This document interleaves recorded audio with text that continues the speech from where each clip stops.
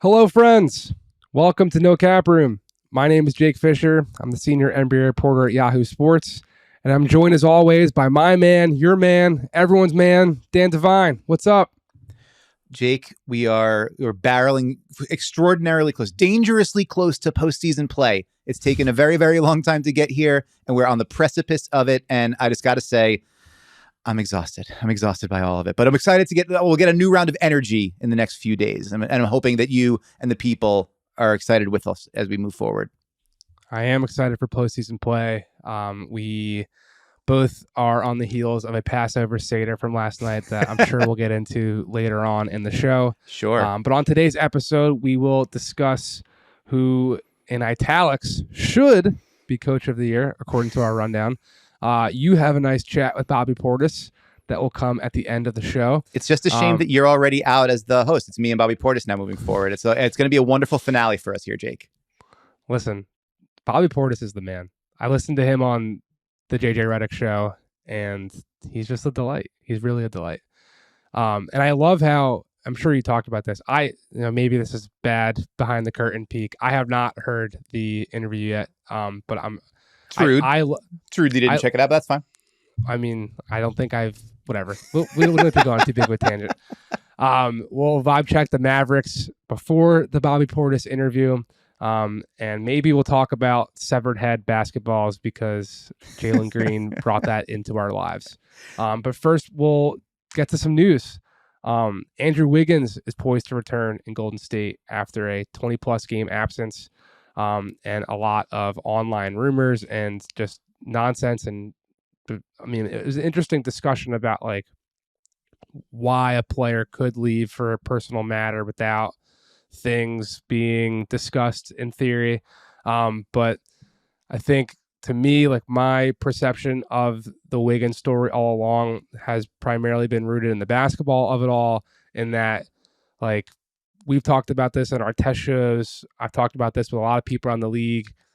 When he's back and healthy, and when this whole team is a fine oiled machine running, like they're still Golden State. They just won the title. So right. The fact that he is back in the picture with a couple of games to play, even though Steve Kerr announced he will not be taking the court in regular season game action. I don't know. It's introducing a very, big domino into the Western Conference playoff picture. What say you about how long you think, just like he's going to have to ramp up? Like, will that be a challenge from your perspective of like adding him into what Golden State's kind of been doing in the last couple of weeks? I don't think so, just because we kind of have a proof of concept of the Warriors being able to catch a rhythm midstream insofar as they did it last postseason, right? Like that starting lineup hadn't played a minute together because of injuries and who's in and out of the lineup until they got to the playoffs. And then it was Looney and Steph and Draymond and Clay and Wiggins. Like that 5-man unit wound up being like the best big minutes lineup in the playoffs last year, which they were again this season before Wiggins' absence. I believe had the number here from Cleaning the Glass, outscoring opponents by 22.1 points per 100 possessions when they've got that 5-man lineup on the floor. So that's the bread and butter, man. That's everything that they want to be in a lineup and a way that they approach offense and defense. Wiggins as their number one defender on big wings, like guys like Jason Tatum and Luka Doncic last year. Whoever they're going to face, whoever the biggest defensive challenge is going to be, he's going to take it. But Wiggins has now like 2 years of reps of knowing how to play alongside these guys. So I'm not as worried about him getting up to speed. I think the big thing with these last couple of games where Steve Kerr said he's not going to be on the court, but the Warriors still really do have something to play with here, to play for rather, because if you can get, make sure you're up out ahead of the 7 seed, then you're getting that whole week of the play-in tournament off. So it gives Wiggins more time to get his conditioning up, to do that ramp up that you mentioned, and also just give them some practices, some time together. And then, it feels like you're hearing the Jaws theme start, right? Like, oh, as you get to when the games matter, these guys who we just saw win it all with this lineup last year, now they're finally whole for the first time in 2-3 months, longer than that. And I think if you're on the upper half of the Western bracket, you're like, oh, come on, man. Like this. Yeah, I know we've talked about the Grizzlies being like, we want the smoke, and other teams looking for, but I don't know, man. When you see that, those dudes rolling into your town, like it's not a fun feeling. Yeah, getting out of the play-in would be big for them. It'd be big for a lot of teams still stuck in the play-in picture, the TM play-in push, which, New Orleans will get some nice reinforcements as well. It seems like there's a lot of optimism about Zion Williamson's return. I don't have specifics as we record this on Thursday, but I do know that they got an update on Zion's medical on Wednesday, and there does seem to be some optimism about him being back for meaningful games, whether that's before the regular season concludes on Sunday, or if it's in the play-in tournament moving forward. He's just a bull in a china shop of the play-in picture if that actually does come to fruition and he can return to the court. Yeah, he hasn't played since January 2nd, so the concerns, and obviously there's broader concerns about Zion conditioning-wise, I think, generally, right? Like we've seen that he's had extended layoffs, and it's been a difficult question of when he gets back up to speed and how long it takes him.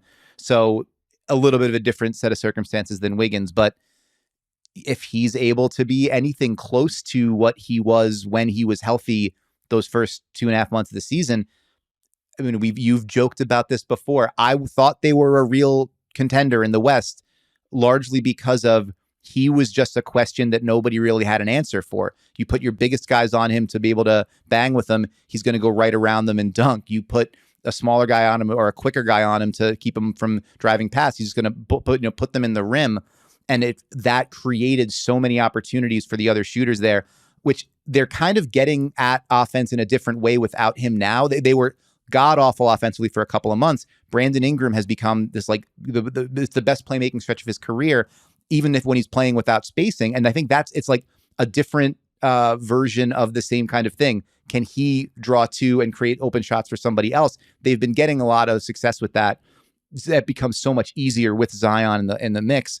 But if you bring him back and he's not anywhere close to that 100%, and you risk any sort of further endangerment of his especially his legs, that's the bigger issue moving forward. So TBD on how much he's able to give them. But if he's able to give them anything, that makes them a very different problem to deal with in the play-in tournament and then maybe beyond. I mean, there's only a couple games left, but the Clippers from 5 to the Pelicans down at 8. Clippers, Golden State, Lakers, Pelicans, all separated by one game.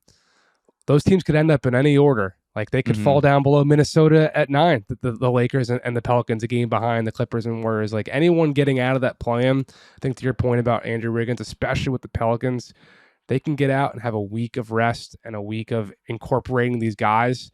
It could pay massive dividends for what is considered to be a wide open Western Conference. I don't think it's going to change until we see some team go UConn Huskies and win every single game in the postseason by massive margins. The massive margin that I think everyone in Philadelphia look at this guy's segues. Ladies and gentlemen, the segues are getting incredible right now. I mean, I think it's silly how much my friends in my local Philly hometown group chat are like tracking the odds of MVP because look, like there's a lot of voters haven't submitted their vote yet. Like this is just narrative based, and sure, the odds are switching, but like the fact that people get into like the odds changing on MVP when like, why can't you just wait and find out when the thing come out? Like, I get it. It's a data point. It's a trendy trend thing where it shows how the discourse is evolving. I mean, it does seem like Embiid is the overwhelming favorite of the players. Steph Curry came out and said that to Chris Haynes at Bleacher Report. I feel like I see an aggregated thing of some player saying Embiid's the MVP, left and right. I saw Pascal Siakam said it this morning, or I saw it this morning. I don't think he said it this morning. So it does kind of seem like we're shifting inevitably to that being the case. We'll get into more awards talk here now with a little bit of a Coach of the Year segment, but I just want to pause it all because, I have been introducing this subject with a bit of reticence, as you can tell, and I'm sure our listeners can too, because I'm just so exhausted by awards culture, man. Like, it's become more of like just an exercise in futility than a fun thought experiment or a way to highlight successes. And I wanted to do an article about this for our fine website at Yahoo Sports. I was trying to find like learned research from, you know, some Harvard professor, what have you, about like why awards don't actually really do anything. And the only research I found that was like remotely spelling out my case was in schools. So maybe this is applicable to your interests as a father. Okay. It seemed like with perfect attendance or just anything related to academic achievement, and I'm not citing anything in particular because that's just, I didn't really get too deep into the well here, but like across a couple of studies I glossed over, like there was definitively no like correlation to introducing awards and like students' academic response to that. I've seen it in like small businesses, right? Where like I got a buddy up in Boston from college who has a hot date company. Shout out to Hot Date Kitchen, not a sponsor of this show. And hot dates are spicy chocolate covered dates. That's all it is. Okay. It's a pun on words. It's a small business. Like he got honored with some award at some like, you know, convention or whatever a couple weeks back, and it's like big for the company because it's like a small little thing. He's like an organic one little dude cooking dates in his kitchen. Like the MVP of the NBA doesn't need any more. Like Joel Embiid and Nikola Jokic and Giannis Antetokounmpo, they're probably like right now gaining some type of cultural currency for just having their names be constantly affiliated at the top of the league. But like the whole thing about, oh, the Jokic 3-time MVP, it's only been Bird and Korean, blah, blah, blah, blah. Like people don't like, we don't talk about the only 3-time in a row MVPs and like ever, except for when it could potentially happen again. And like someone being an MVP, I guess, helps cement their legacy in some capacity. But even like legacy to me is a silly concept because like these are just guys playing ball, and we don't need to debate everything. Who's so much better in this and the whole cross era thing. Like I don't want to be too cynical because like I like the story around a matchup of playoff teams or a game on a Wednesday night with like this at stake, and you know, just kind of exploring the sport and the natural conversations that can come from it, from like a trade conversation. Like, would you take this guy versus this guy? I've been asking people around the league all week, like, would you trade, if you're Portland, would you accept Trae Young for Dame? Or if you're Washington, would you accept Trae Young for Bradley Beal? Like that kind of stuff I think has functionality to it because it's actually rooted in like the aspect of the business. The fact that these awards are also tied into contract stuff too, it's just, I don't know, man. I can't really, I've been talking about it for way too long here, but convince me why I'm wrong, I guess, why this stuff actually matters and should be important. All right. Well, you mentioned about 63 different things, including your friend's hot date business. So I'm going to try to, I'll try to pick through as best I can. I understand where you're coming from in terms of it's not the part of this that you prefer to focus on or talk about, and you don't think it has as much sort of value in terms of, I guess, who's the better person to build your team around or whatever. But as a consumer product, as an entertainment endeavor, this is the kind of stuff people talk about, right? Like, who's better? Oh, yeah. All right, well, clearly. That guy won 3 MVPs, that guy won none. And so if you are, you know, we'll remove our blind items. If it's Joel Embiid has won 0 compared to Nikola Jokic has won 3, whether it's somebody now making that argument or in more likely 20, 30, 40 years who didn't watch the guys play, then your basis when you go to, you know, whatever the future version of like virtual basketball reference is going to be, and you look at the awards, you're going to be like, oh, well, that guy clearly was the best one.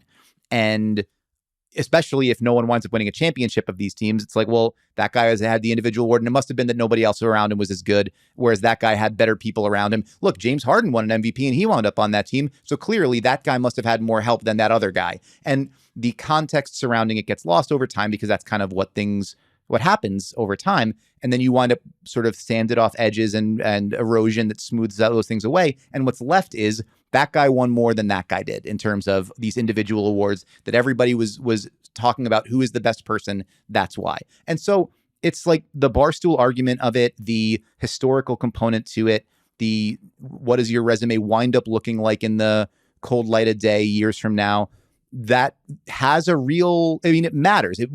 You're right that we're not on a day-to-day basis talking about which guys have 2 MVPs versus which guys have 3, but when we do the, who's your top 5, who's on your Mount Rushmore, who's there, whatever, that stuff all does come into play. Setting that aside, like Joel Embiid should want to win MVP, if not just because he wants to be viewed as the best player in the league, not just because he wants to be viewed as one of the greatest players of all time, but because like, I want that, that how do we measure who's the best? Yes, we measure it with the championships, but also we measure it this way. I want that. Why wouldn't you want that? Especially if a guy at your position has the last 2 of them. And when you see that guy, you want to destroy that guy. It makes sense to me. I agree from the perspective, the broader issue of like this conversation starting in like friggin' November and then lasting for 6 months, and with the tenor around it getting like increasingly loud and buzzy and often kind of nuts is difficult. And that's a pain to deal with. I've tried to I am a voter. I got my actual real ballot again this year. I have not filed it yet, as you mentioned, and there's going to be, so I have to figure that out in the next couple of days. So it's a cool weekend ahead for me, but I've tried to kind of opt out of the discussion around it as much as possible this season, because I'm like, I know this is going to be a pretty brutal thing to figure out the last like week of the season. I kind of don't want to have to be brutally figuring it out for 6 straight months, no matter how much people are yelling about it. Yeah. So your point about the cultural discourse surrounding it, part of that also, honestly, though, is like our own fault. And maybe not me and you on this show, but like shows like this that in search for something to talk about for 6 straight months are like, well, let's do your vibe check on the MVP race. Let's take a temperature check now on who's ahead now, and treating it like it's a horse race or a presidential election, which is crazy in and of itself. Yeah. It leads to people having sort of prolonged exposure to things that make them crazier. And then it winds up being like, and then we on the other side of it are like, well, why are you guys all crazy about it? It's like, well, because you've been making me crazy for 6 months. Yeah. So bad scene, everybody's fault. Shout out to Jawbreaker. And it's not a fun thing, but it also will be over soon until we start again on like whatever the MVP odds for the 2024 season are, which I'm sure like Luka will be a number 1 again. And then by midseason, you'll go like, all right, so he won't be on the ballot. So we'll find out where it all goes from there. And then we can maybe move on to other awards as we see fit. When is the ballot actually due? When do you have to submit the awards by? April 10th, 6 p.m. Eastern time. So it's got to be next Monday. So I will have something with my name on it. I will file it, but also like there will be a column on Yahoo Sports with my why I picked who I picked. And Joe Garza, our lovely editor, has said like, try not to do like what you do with this. And what that means is writing an insane amount of words trying to justify my feelings to people, which, I mean, hi, I'm Dan, have we met? But also I'll do my best. But yeah, Monday is the deadline, and Monday it's all, you move on from there. There you go. Are you in the it's Mike Brown and nobody else Coach of the Year candidate conversation? I haven't finished everything, but I have a hard time imagining I'm going to go someplace else. Like I was skeptical, like everybody else was, that there would be a dramatic turnaround in Sacramento. Like I liked the hire, but I like the hire because I'm thinking they haven't had an average defense in 17 or 18 years. So bring in the defense first guy, right? And then what winds up happening is they have like the best offense of all time, and their defense still sucks. But the fact that there's like you can identify what the Kings are, what kind of ball they play, stylistically what it looks like, why it works, and when it, what makes it work, and the sort of teaching and building that they've done along the way. That's the kind of stuff that makes that, combined with obviously the dramatic turnaround in the standings, which is kind of what Coach of the Year usually measures. Who had the biggest year-over-year improvement, or who wound up like winning way more games than everybody else. That's sort of cement it. I'm sure that's why Mike Brown has become sort of the runaway favorite here, and I think understandably so. Yeah, I think Coach of the Year to me is a similar thing to the little small organic kitchen company, where like it's that can really like cement someone's status in the pantheon of their profession for their ability to like get jobs again in the future, and it also like helps the assistants on that staff get elevated into the conversation, like Jordy Fernandez on the Kings staff and Luke Laux, like Mike Brown shouts those guys out all the time, like clearly by design to try to, help his dudes. And like Jordy got mentioned in the short list of candidates for Atlanta, which was not actually like a really list of candidates before they hired Quinn Snyder. But like the fact they mentioned that, him, like, which was nice. Exactly. The fact like you're mentioned in like in that vehicle like is important, I think, for like the human element of these guys needing to climb up the ladder a bit here. And like that is the goal from the video room on up to the front of the bench. Like people are trying to move up their seats, just like players are trying to get more minutes and get one day become an MVP like Joel Embiid. But I also TBD, think we'll see how the votes wind up going for that. We don't know yet. There you go. But like, one thing I want to say on Mike Brown though is because it's easy to forget because it's been so long. He has won this award before. He won it in Cleveland the year that they went 66-16. So if he wins this year, he becomes one of 8 guys who've ever won it twice. We can't do that. We can't make Mike Brown. The list of guys who are 2-time coaches of the year, man. I don't know. All right. I immediately have to edit myself. 11 guys have won more than once. Don Nelson, Pat Riley, and Pop have done it 3 times. And then the Brown would become the 8th guy to win it twice. Gene Shue, Bill Fitch, Hubie Brown, Cotton Fitzsimmons, Mike D'Antoni, Mike Budenholzer, and Tom Thibodeau. So yeah, it is. But you're right. When you think about those names, you think of a certain like sort of upper echelon of the greatest coaches of all time. And Mike Brown is not somebody that traditionally has been viewed that way. And in fact, quite the opposite. Like with a lot of the success that he had in Cleveland, people just go, yeah, well, you had LeBron, when he got to LA. Now, granted, that Lakers team was kind of falling apart, but it's like, well, you had Kobe and you had Powell and you had, whatever else. And you couldn't sort of figure it out and put it all together. So there was kind of a mark on his name for a long time.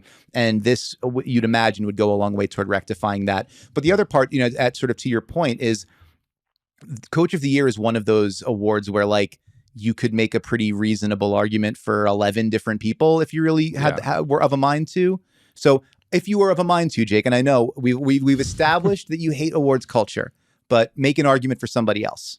Yeah, I mean, we talked about Mark Daigneault last week. Tom Thibodeau is a multi-time, would be a multi-time Coach of the Year if he were to be recognized again.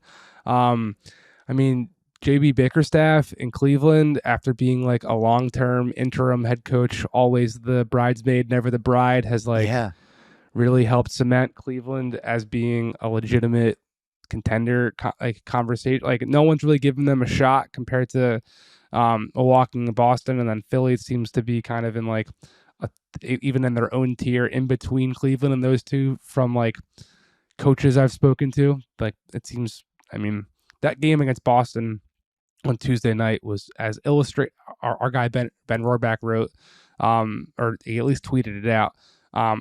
Made a great point of like it just goes to show the heroics of Embiid, but also like the flaws of Philly compared to those other two teams. But the fact that Cleveland is like right there, and I mean they're still. I mean they're building the blocks to continue to be in that. I mean, they were basically in the hunt for a top 4 seed last season until injuries and a bunch of stuff derailed them. I mean, Jacques Vaughn, like the fact that he came in the way he did. I mean, Jacques Vaughn gave my favorite quote of the season when someone asked him about what it kind of feels like being the not first choice to replace Steve Nash after the whole Ime Udoka stuff was happening with the Nets. And he said basically like, I wasn't my wife's first choice either, but we've been happy for 20 years together.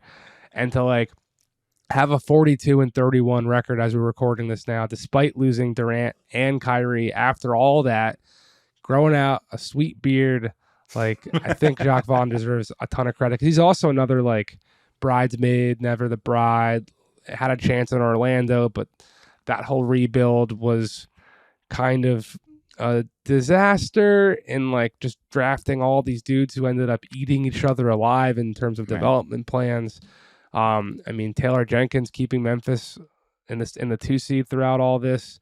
I see Darvin Ham on our rundown. I mean, look, like the Lakers still have a shot at getting out of the play-in tournament after all this. There's a lot, like you said, there's a lot of guys who deserve a vote, who will get a vote, and it could be any number of dudes who get awarded and celebrated for the job they've done. So that is my point, that like there's so many candidates. I understand why it would cement something for someone. Like, usually I feel like the person who actually like benefits the most from that award doesn't end up getting it. Like of all those names I just mentioned, if Mark Daigneault got Coach of the Year this season, that probably means more for him and his place in like the NBA discourse and that echo chamber of like, you know, anytime a head coaching candidacy comes open and like you still hear Frank Vogel and Mike D'Antoni and other guys' names like pop up just because they've done it before and had some type of success. Like that's something that could put, I mean, every advanced scout, pro scout, you know, rival coach that I've talked to about that subject matter of like who's some coaches right now or some staffs that are doing really impressive stuff. Like the Thunder, I mean, there are a lot of people I've spoken to in the last couple of months who are like ready to anoint Mark Daigneault as their choice for the best coach in the NBA. Like that's a pretty wild. That's a pretty wild like place to be in. From when he got hired, people were like, "Who?" I mean, there are people I know from other teams who didn't bother to learn how to pronounce his name because they were like, "Oh, he's just the G League head coach they promoted to like oversee this rebuild, and then they'll replace him when when the going's ready." But like, people talk about him like behind the scenes. It's not really become a national conversation at all. But I have heard, I mean, literally a coach I just was talking to this morning before we got on here was saying he's the most impressive coach that he saw this season. So being anointed formally some type of award like that would just go a lot longer of a way than someone like Mike Brown. But then again, like for Mike Brown, that kind of solidifies he's the guy in Sacramento, and all those people that he brought with him and more people he'll be able to bring with him that creates stability for his bench and all that type of stuff. So it does matter. It does have massive benefits for whoever does win it. So I don't want to like completely deflect and neglect all that. To me, it's just to kind of wrap up our awards thing. If you got one more thing to say after I'm done, feel free. I've become bothered by the bilateral aspect of how the discussion has been. It's never impacted like player salary and actual career status of the people whose lives this is impacting more, while the conversation about it has become more adversarial and more about what's the smartest argument and not what is the right choice than ever before. And that's just kind of been tough for me to wrap my arms around. No, I hear you. I think it's what's the smartest argument versus what's the right choice. I think that depends an awful lot on which side of the argument you're on and which side of the who winds up winning, because then, you know, it's, are you confirming the thing that you think, or are you having pushed back against you, which when people are confronted with evidence of things that they don't agree with, they just get further and further entrenched into what they already believe, right? The last thing I want to say on just a coach of the year is just clear your head out. Who's the best coach in the NBA? I don't have a clear answer. Sure, but like let me offer you one. I think if you asked a lot of people, you know, put your Family Feud style, right, 100 people in a room, who do you think is the best coach in the NBA? You get a lot of hands raised up for Eric Spoelstra, right? You would. Who do you think is the best postseason coach in the NBA? Best, you know, X's and O's adjustments guy in a playoff series in the NBA? Well, what I was going to say was, one thing I've learned more and more the last couple of years as I've gotten deeper into the trying to report transactional stuff, there's just so much that we don't know. Oh, yeah. Tip of the iceberg. It's hard to, like, I saw so many clips of people clowning Rudy Gobert for like perimeter rotations in the playoffs in Utah. And like, we just don't know. Maybe that's what he was schemed to do. And then he got burnt, like, you know, but I mean, to that point, like Quinn Snyder, when I was doing some reporting on the Mike Conley, Rudy Gobert relationship and how they're back together in Minnesota, like, man, everyone from Jazz front office people to former Jazz players to former Jazz coaches who were on Quinn's staff, like, people just rave about that guy and his ability to be prepared, but also to like maximize what each individual player does really well. And that's something that I personally have come to respect, when coaches are able to fit their schemes to their players and not vice versa. When people are trying to, when coaches say, this is how I'm going to run it, like, if you can't do it, you know, you're out of my rotation. Like, to me, I personally respect when you can take the roster that your front office has given you and figure out a way to coach that group to success. Totally makes sense. And Quinn Snyder is a great name in that kind of conversation. And if you're talking about the X's and O's adjustments kind of stuff, I think a lot of people might say Ty Lue, right? A guy who can figure out, like, I've got these guys, here's how I downshift. Some of those Rudy Gobert clips that you're talking about might have come as a result of Ty Lue figuring out how to go small, spread him out, and then cause problems. What do Eric Spoelstra, Quinn Snyder, and Ty Lue all have in common? How many Coach of the Year awards do you think they have in aggregate? I'm going to guess 0. You're exactly right. So to your point about these awards, the awards tell a story about maybe one particular season or one particular, movement in a narrative or a stage in somebody's development. Doesn't necessarily always tell you who the best one is at the whole thing. And I can tell you this before we go to a ad break. Don Nelson, multi-time winner, as you mentioned, has his 1983-84, I believe, coaching trophy covered in ash in some back corner of his poker room above his garage in Maui. That sounds about right.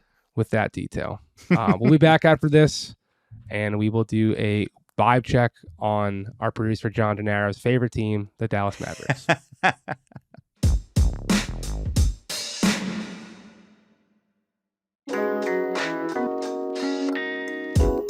Welcome back. We are here to talk about Dallas now, where there's a lot to talk about Dallas. We've got, like, I'm looking at the rundown. We got a lot of bullet points here. Dan is stretching, getting ready to preparing myself. How would you say the vibes are in Dallas right now, Jake? If we're checking in on the vibes, would you say that they're like immaculate? They're the opposite of immaculate, I would say. Interesting. I was going to make an immaculate vibes pun, so you beat me to it. Yep, that's why I stretched to get out of the blocks a little bit faster. There you go. We're like Kenny and Shaq racing to the touchscreen. No, we're not. Yep. We're very frequently compared to Kenny Smith and Shaq. That's exactly right. And all the response I've gotten from friends and colleagues around the industry and NBA people who listen to the show, they have all said it's remarkable how much we remind them of Kenny and Shaq. Yeah, I'm sure the Kenny and Shaq take that as the compliment that it's intended, for sure. There you go. I wanted to potentially do a story with Shaq about how he and his Twitter account was the reason why a verified check became a thing, but that I got bored by that idea quickly. But it is an interesting subplot to the history of the internet. Dallas, they were 4th when they traded for Kyrie, 4th in the West. And at the time, they thought the sky is falling. We need to make a big move like this. Right. When they were in 4th. Today, as we record this, they're 11th. They are, as I check back at the standings, just to double check, tied with Oklahoma City, but currently in the 11th spot. And there are just massive ramifications here, being that their pick is top 10 protected, owed to New York. I believe it's the last vestige of the Kristaps Porzingis trade. Yep. And I mean, I was talking to someone with the Knicks yesterday who's just been ardently rooting against anyone who is standing in the way of that pick conveying to the Knicks, which makes sense. And like, it's a big deal because it would be a pretty prime asset for New York to have. This is just an educated guess. I have not gotten this confirmed with people in the Dallas front office. With how dire they are right now, I'd be shocked if they got that pick and used it. Right? Like, to have a trade asset like that would be pretty beneficial to try to save the sinking ship around Luka before it's too late, honestly. And I mean, the worst case scenario here could be where they make the play-in, go nowhere, and lose that pick. Luka has come out and said as long as there's a chance to get in there, he's going to be playing. Kyrie went nuclear last night against Sacramento to help get a pretty critical wing to keep this thing alive.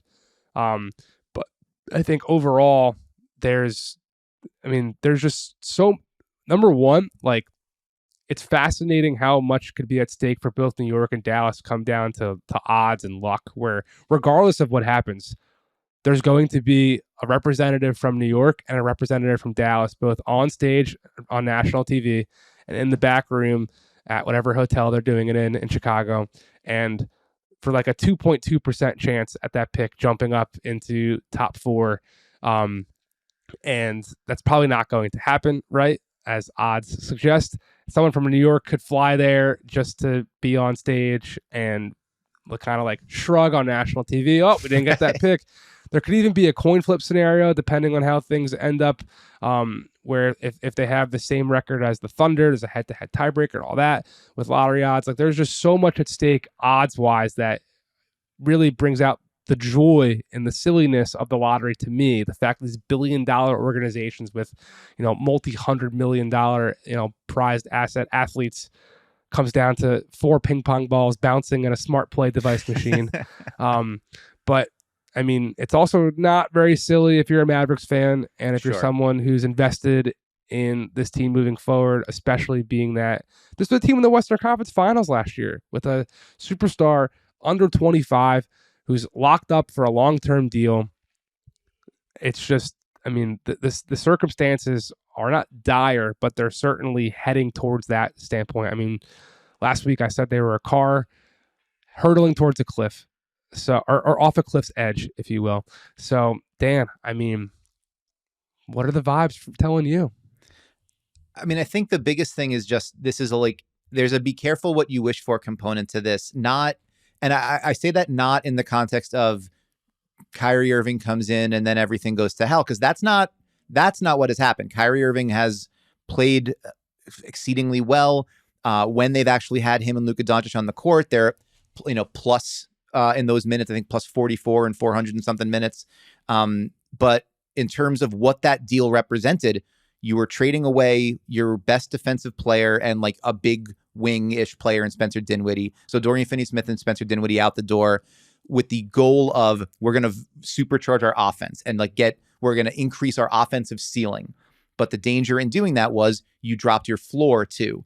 And what has happened since then? They're 8-12 since the trade deadline. They're 5-11 in the games that both Luka Doncic and Kyrie Irving play, and they haven't been good enough offensively to make the bet work. They're 7th in offensive efficiency since the deal, 26th on defense. We knew the defense was going to be bad. The offense had to be elite to make up for it, and it has not been.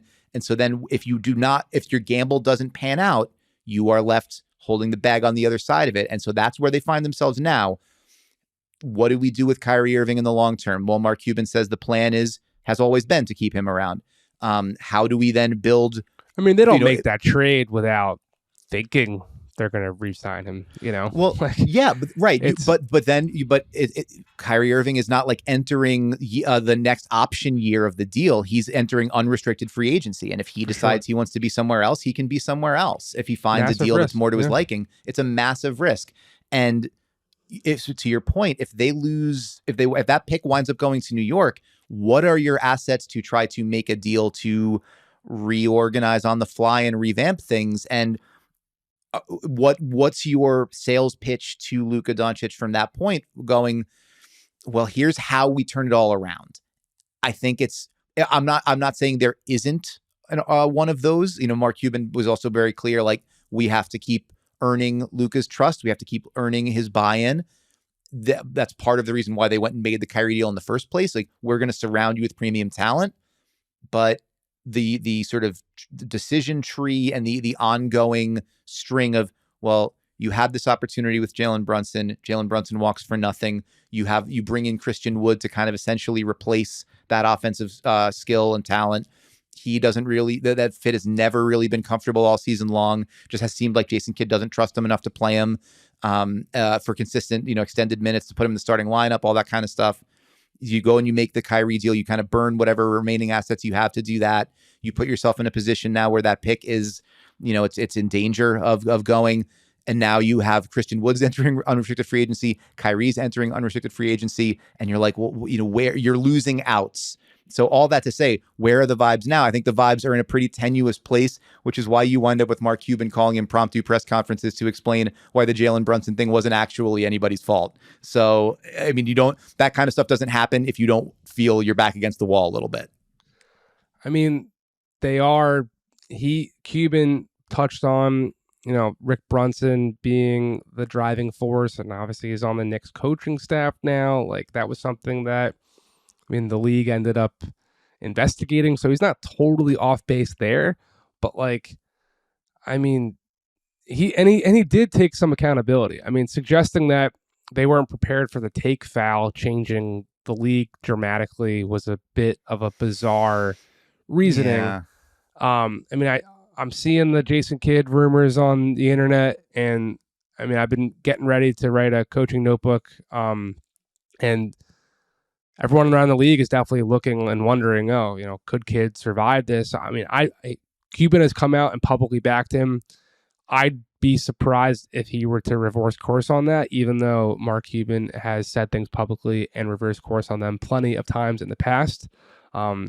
A la trading Kristaps Porzingis was the one thing that comes to mind, because he went on local Dallas radio and refuted my report, and then they traded Kristaps Porzingis. But Kidd was also, from my reporting, a very integral figure in going out and getting Kyrie, and his relationship with Kyrie, and him being Jason Kidd, Nets, Hall of Fame point guard while Kyrie was going up in New Jersey, has been written about ad nauseum. That's a real thing. So I'd be surprised if there's a change over there, but that's all to say that the clock has started ticking, right? So we're looking at a season being 23-24, regardless of how this ends. I'm not expecting Dallas to make a run through the play-in tournament and get back to the Western Conference Finals, So, there's going to be just a lot at stake next season, and I think all of this is up for grabs come next year.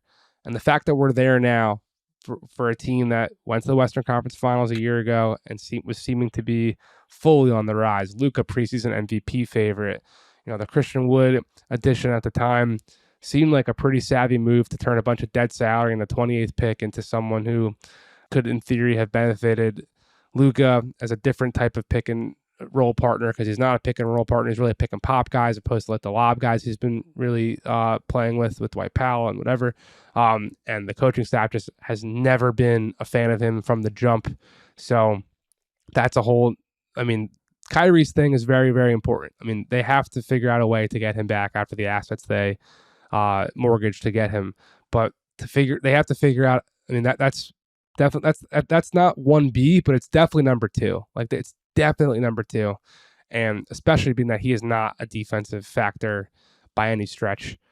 So to figure out a way to help either use him in a sign and trade or some capacity to figure out how to continue to boost this defensive group around Kyrie and Luka will be super important, because outside of getting dramatic reinforcements on the defensive side of the ball, I don't see a path forward here to building a championship. And then that gets into the bigger part of the question down the line of, how long is the future of Luka in Dallas? But that being said, he's also, part of the blame too. We haven't talked about that yet. Every scout I've spoken to about Dallas has, they're all exhausted by his antics of complaining to the referees and complaining to here and complaining to there, and the defense. He's even said it himself that it's hard after playing all this basketball to really get up on the defensive end every single night.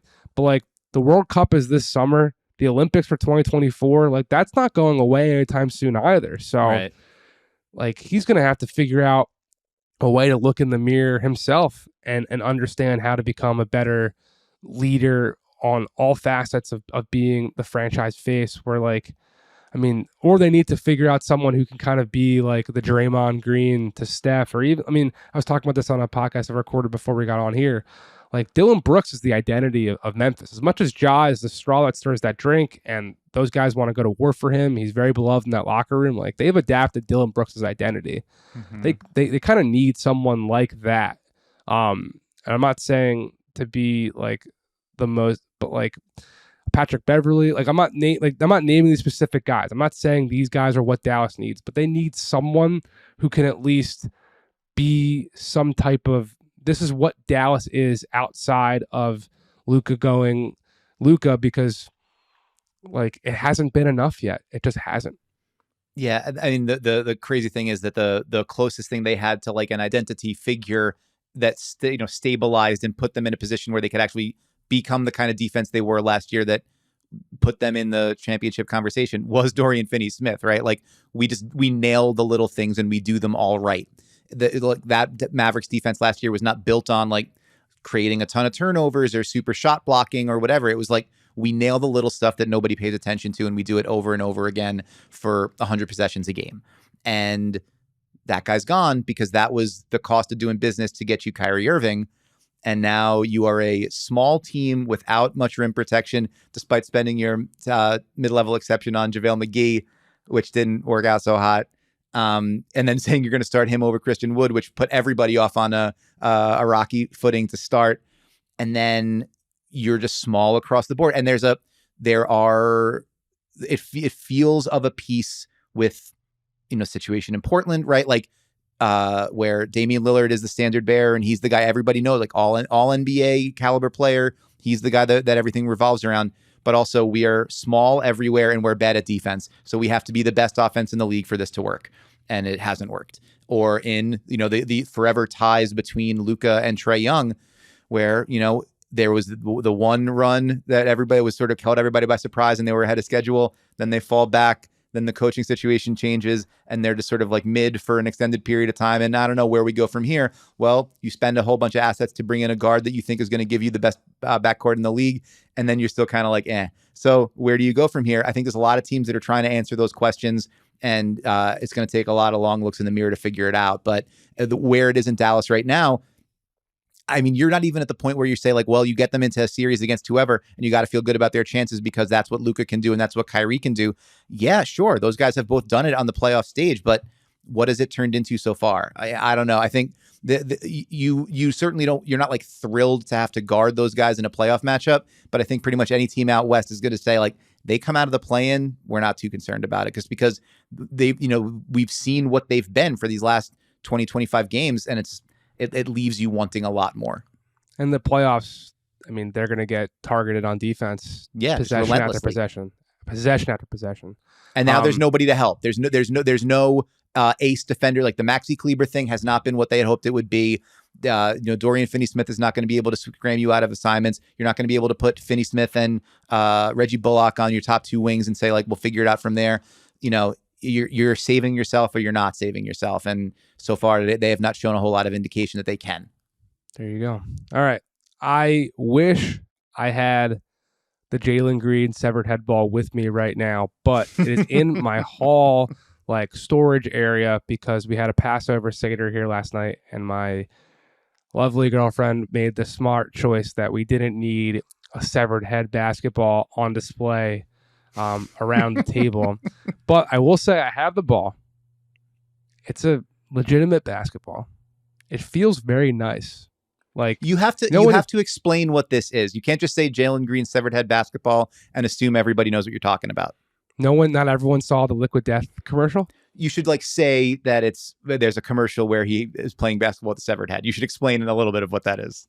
So there was a commercial that I got an email. I got an email one day from a PR person saying, "Hey, Jalen Green's made a partnership with Liquid Death," which just looking at it from a macro perspective, the idea to be an investor in Liquid Death seems like a great idea for Jalen Green. They are a booming company. Canned water makes a ton of sense in that space.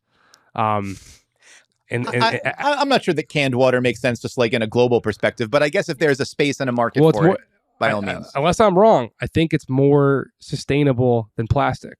It probably is. I think that's the whole pitch. I'm sure it is.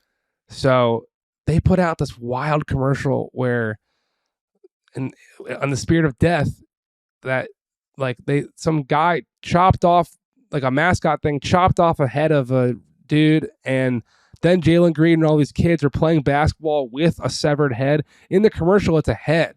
And he's like spinning it on his finger. He's got his nails painted black. The kids are all like, yay, we're playing basketball with a severed head. And now there's a ball that looks like it, where like the right eye is like coming out, and like the bottom of the ball has like a neck bone and like a bunch of blood. It is a gory thing. It's retailing for $125, mind you. It's a collector's item that I now have in my possession. And I will say, like, when you touch a fresh ball out of the box and you like spin it in your hands, like as a shooter, you know, line up the fingers on the laces. Sure. It had some nice feel to it, man. I can't wait to take it to the park. I'll give a recap, because it's like 70 and sunny here in Brooklyn today. Maybe I'll give a recap on the test drive of it. But the plan was to just show it to you, and so our people on YouTube could see it. But I'm an idiot, and it's in my hallway, and there were guests that were over last night, and I didn't even close my door to start this, and they came home, and I had to have one of them close the door, so I'm a bit of a mess. But I did want to get we had a couple, just a quick recap here of your Seder experience last night, because I believe it was your first, correct? It was my first with with everybody, like the kids and everybody. So my in-law, my wife's brother's married to a Jewish woman, and so we've been at a family Seder before, but this was one of my, because I'm Irish Catholic, and this is not something that's in my past expertise, but one of my daughter's friends from school, their family invited us over for it, but they were like, so this is an extended affair. Just, you know, we're going to do it after school, like 6:30. You know, how long can you guys kind of hang out? And we're like, well, we have to put children to bed. So like, I don't know how long does it go. So they did like what I've been told is sort of an abbreviated or expedited version of it, but we still were there till like 9:30. So in terms of, long thing. In terms of, so, but the part of this that I was interested in, also, you know, happy Passover to all who celebrate, and I hope everybody has a wonderful, healthy holiday season and all these sorts of things. But I'm older than you, as we've established like a friggin' 1,000 times. But I'm also like an apartment living guy in Brooklyn, and whenever we have big family get-togethers, like, you know, Christmas or Easter or whatever, I go to somebody else's house. Like it's my mom or my in-laws or my brother and my sister in Jersey or whatever. So I don't host a lot of stuff. How did it come to be that you were hosting this, and what was hosting an event like this like? So the lady friend moved in late January. We used to have a 3-bedroom. Now it's a 2-bedroom, where we took down the wall of the third to make a dining room. What? This is some real luxurious stuff. Now, you sound like somebody who's got like $125 collectible basketball of a severed head right now, talking about knocking down walls to make dining rooms. Yeah, listen, I'm very lucky with my living arrangement. Don't get me wrong. I was stuck on the night desk at SI for a long time and had many months to do research on the housing market in Brooklyn, and figured out that if I charged roommates money, I could basically pay rent while also having them pay the mortgage, help me pay the mortgage. And then there's levels to this game. A nice Yahoo Sports offer came in, and I'm now able to afford to live here just with my girlfriend. But we did cram way too many people around this table. We had an iPad to do like a modern abridged version of the Seder, but there is a lot of teaching and a lot of lessons that I wasn't exactly prepared to impart upon all of our guests, but we made it work. People stayed till like 1. There was a lot of wine.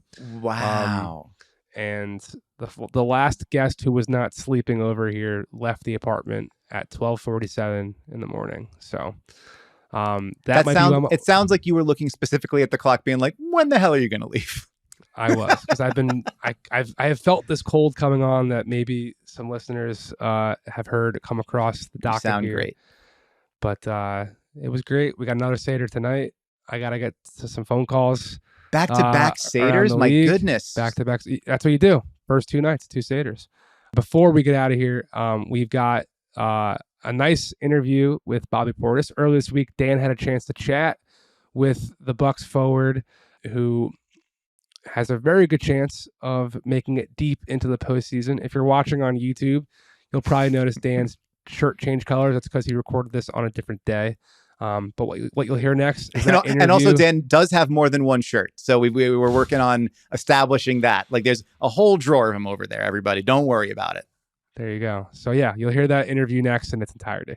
Welcome back to No Cap Room on the Ball Don't Lie podcast network. My name is Dan Devine, and I am joined now by a truly esteemed guest. He is an NBA champion. He is a leading candidate for Sixth Man of the Year. And now he's even horning in on our territory, launching his own podcast called Keep It a Buck with Bobby Portis on Podcast One. Ladies and gentlemen, from the Milwaukee Bucks, number 9 in your programs, number 1 in your hearts, it's Bobby Portis.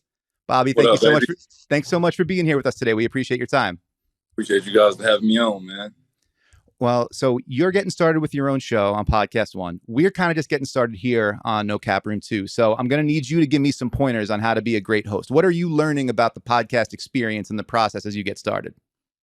I mean, obviously, there's so many different angles that you can come at it with. There's so many different methods, so many different strategies to where, like, you know what I'm saying, that you want to give your listeners a chance to feel you, how you want to run your show. There's so many different ways that you can do it. I think we're kind of finding our way with that first and foremost, and it's been fun just to see the process. We started it a couple of years ago, the process, and it's been great, man. Just the highs and lows that come with it, and I'm just forever grateful for it, for real. Being able to have a platform to give back, to give gems to kids, to inspire. It's going to be great. Well, as we speak, you're coming off of a big game individually and a big win over the 76ers. Helped solidify the Bucks' position atop the Eastern Conference. Just a couple games left in the regular season. You've been through this a few times now in Milwaukee. That transition of, you are, from the hunter to the hunted. You're kind of getting ready to head into a long postseason run. Does anything sort of start changing as you get into this time of year, getting ready for the playoffs, like the way Coach Bud approaches things, the vibe around the team? How do things sort of shift as you get ready for this second season? Obviously, the postseason is way different from the regular season. Obviously, every possession counts, every minute counts. Every shot counts, everything, man. So you gotta be all in, taking care of your body, getting your proper rest. I know that sounds kind of cliche, but that's what it is in the postseason. Any advantage that you can have over your opponent is a win in itself. So just staying ready, staying fresh. Every series is different. Every game is different. The NBA is obviously a day-to-day business. So, game 1 can be different than game 5. You might be out of the lineup game 1, but game 7, so you're closing the lineup, closing the game. So, you just never know what's gonna be heading your way. So, I think the biggest thing is just staying ready, staying in the now, and just taking it a day at a time. Well, that's an interesting point, though. You mentioned the difference between the regular season and the playoffs. I feel like that's getting even more and more pronounced as the years go on. Like teams just sort of that difference that Draymond talked about, 82 game players versus 16 game players. As you started with your time in Milwaukee, you started making those deeper runs. Did you feel like you had to adjust something in your game to make sure that you were one of those 16 game guys? Or did you feel like that was kind of always you from jump? Yeah, I think mine can go both ways. I think early on in my career, I never really got a chance to play on primetime games, never got a chance to play in big games, big moments where that the games mattered. Obviously my first year, we didn't make the playoffs. We had a great team. We had a team full of guys. I felt like we should have been there, but we didn't make it. In my second year, we made the playoffs with the Bulls, lost to the Celtics in the first round, won the first 2 games actually, but then they won the next 4. We was the 8th seed that year, and then from then on, I didn't make the playoffs. So, I had to definitely get my three-pointer right, space the floor for guys and things like that. Having to fill a role, I think that's the biggest thing. Finding out what I can do to help a team win, finding out what my niche was on the championship team. Kind of found that here in Milwaukee, from off the bench, getting buckets, getting big time rebounds, getting stops when needed. and just being a floor facer, a floor spacer out there on the floor, and then scoring the ball whenever opportunity is given. So obviously, when you're on a championship team, you have to be a piece. You have to do something different on the team that nobody does, and bringing energy to the game each and every day is something that I think I do at a high level. Which, as I mentioned earlier, you're one of the leading candidates for Sixth Man of the Year this year. That's obviously a big part of that job description, is being able to change that energy when you come in. It's also a award that doesn't go to a big man all that often. Montrez won it a couple of years ago, but much more often it's like you're kind of microwave scoring guard. Do you see your job similarly to them in that way of like instant offense off the bench, or do you feel like as a big man, your responsibility as a reserve is kind of different? Nah, man, I've always been a scorer my whole life. Right. Like I always been a guy that gets buckets. Like that's what I've been known for. That's what I like to do. So I like to come in and I'm gonna shoot my shot if it's broke that day, if it's going in that day or not. You can't score if you don't shoot. That's just how I play basketball. I don't go to the gym at nighttime to work on my game, or work on my form, or work on my moves on the court to not use them in the game.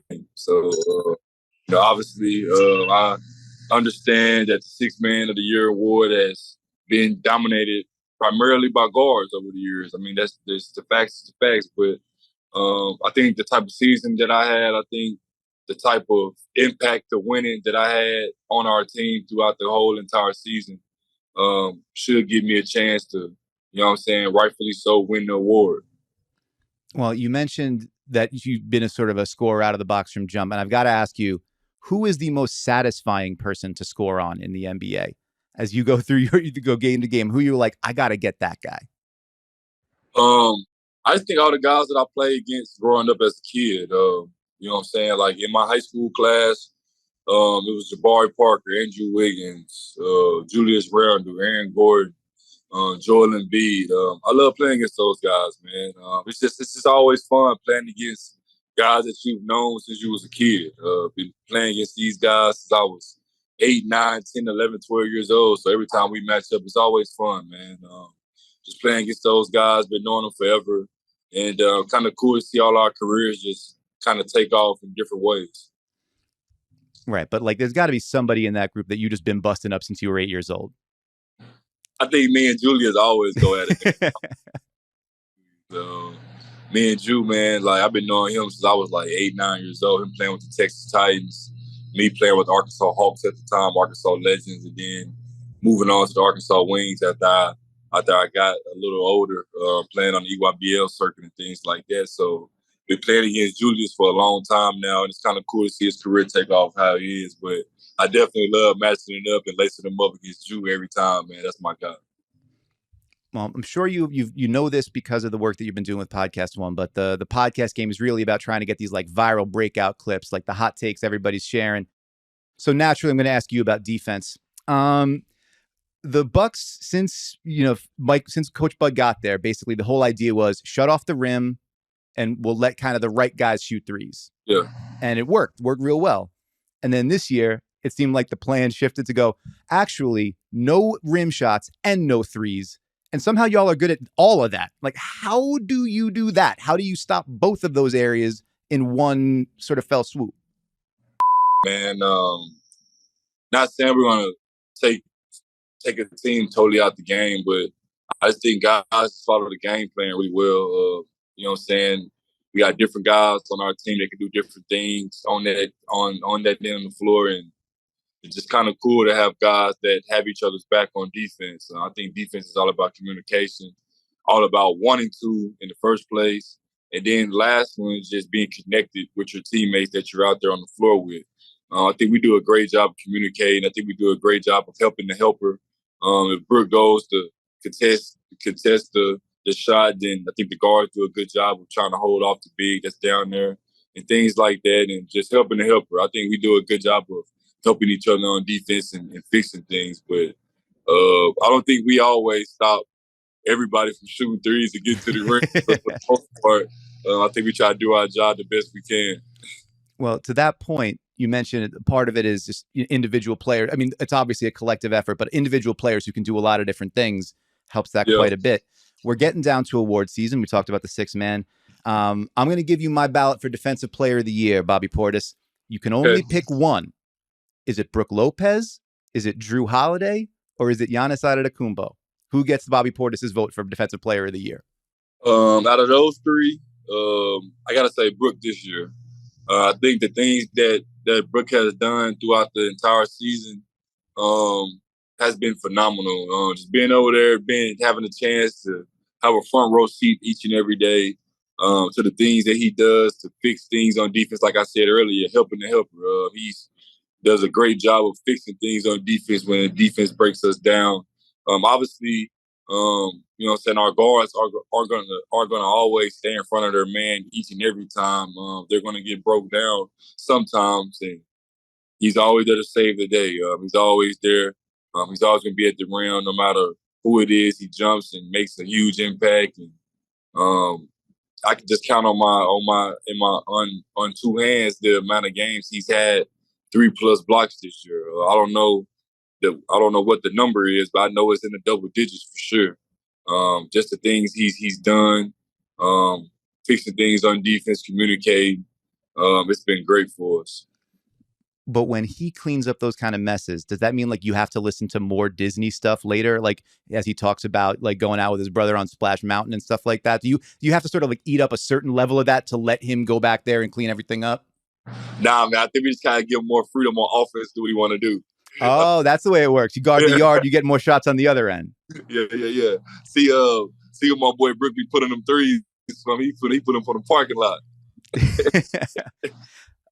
All right. Well, you're so yes, we're talking about the Bucks getting up near the number 1 seed now. You know, coming down towards the back end of the season here. Looks like whether you wind up in 1 or 2, but looking most likely 1, you'll face whoever finishes in 8th coming out of that play-in mix. That's been a crazy mix for those 7 to 10 spots. It seems like the teams switch every kind of night. How much do you wind up paying attention to that? Like getting a sense of who you might wind up facing, or is it more just like we take care of what we take care of at the top, and we'll see whoever we see later? I think for the most part, me personally, I love watching basketball. So I watch NBA basketball every day it's on. I pick a couple games to watch. I watch a game at 6:30 or 7, and then I'll watch a late night game too at 9. The ones that come on the West Coast and things like that. So I love watching basketball. I love watching each and every game because every game in basketball is different. No game is going to be played the same, going to be officiated the same. It's going to be a little different adversity in each game and things like that. So to answer the question, I think it's more about us staying healthy, us being on one accord, us having our chemistry and camaraderie right, and also peaking at the right time. I think teams around this time of the year start peaking at the right time, and hopefully our team can peak at the right time. Don't want to look too far down the line. Just want to take care of it now and take it a day at a time, for real. Obviously, all those teams that's in 7th, 8th, 9th, and 10th are great teams. I think right now you got the Hawks, the Heat, the Raptors, and the Bulls. All great teams. All tough teams to play against. Can't overlook anyone as well. So all 4 of those teams have great talent, and it'll be fun to play either 4 of them. You mentioned kind of hitting the stride at the right time of the season, and I think on your team, the biggest sort of example of that is Chris Middleton, right? He had missed so much time earlier in the season, coming back from injury, but basically since he got back in the lineup, y'all have been lights out. I think you're 24-8 in the games that he plays. What have you seen from Chris as he's sort of progressed along from coming off the bench to getting back into the lineup, sort of ramping up, and where do you see him at as you head into the playoffs? It's kind of cool to see your friends win. First and foremost, obviously we missed them big time last year in the playoffs. We wish we would have my bro out there. But we did take the Celtics to 7 games, things like that. So, we kind of fell short last year, but it's kind of fun just to have our regular team back again, just to play with them again. Him being out from April all the way to December-ish. So him being able to get back in rhythm, get back in form. I don't think the average fan knows how hard it is to be out for that long and to try to come back and try to find your basketball groove and find your rhythm again. So it's kind of cool to see him back in form, back in his rhythm, and back out there doing what he does. It's fun to have him back on the floor. He makes the game easy for everybody playing off of him. He's going to draw a lot of attention out there. So, again, me and whoever picking pops or picking rolls with them, easy looks. It's been fun. All right, I'm going to get you out of here on a tough one, all right? I'm going to save my toughest one for last here, Bobby. Yeah. I need a Smack Talk scouting report. I need to know who on the Bucks is the best at talking junk and who's the worst at talking junk on the Milwaukee Bucks. The best at talking junk on the Bucks. I think we all have our days, but I think it got to be between me, Jay, and Brooke. And Joe, too. I was going to say, Joe Ingles is a sneaky pick in there, right? Joe, yeah, he's a sneaky pick. He's a sneaky pick. So I gotta go me, Jay, Brooke, or Joe. But I think Joe been talking more smack than me this year. So Joe, he's probably 1A.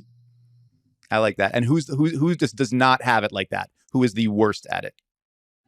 The worst. And you know what? In fairness, because I know you might not want to bury a teammate. If you want to expand that out to the NBA at large, the whole 450, who just does not have it like that when they start talking? We don't got it like that. That's tough. I'm gonna go my team though. I'm gonna go Giannis or Chris. They ain't got it like that. But they ain't have it like they gonna get buckets on you. Right.